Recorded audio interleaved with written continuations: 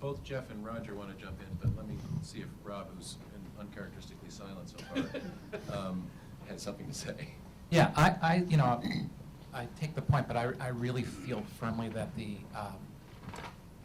we need to get the R&D people in direct contact with the payers, not through marketing, earlier. And I've seen it in late phase 1, and I have to tell you, it's very, very powerful. The kinds of questions that get posed back and forth are things like,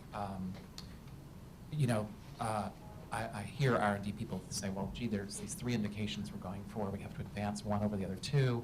It's easier to get through regulatory if we go this way.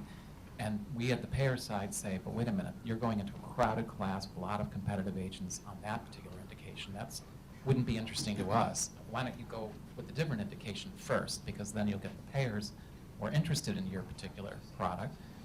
Second question is comparisons. So we know what's going to happen in the next 5 to 7 years. Biosimilars are coming, everything else is happening.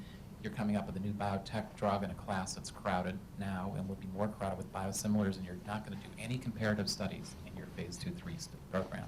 What in the world are you thinking? I mean, how is that going to work? And you already talked about endpoints. We can come back to that later. And then among whom? Who really benefits best, or it runs into a safety problem? And lastly, are you gathering cost offsets? So those are just some of the kinds of questions that we could debate with the R&D people earlier. I've seen it in action. It's very powerful, but it's not happening across industry. It's still well, gee, we're getting your input, but it's mid-phase 3 and the cake's, in the oven, and we'll see it post-marketing. That point's, actually,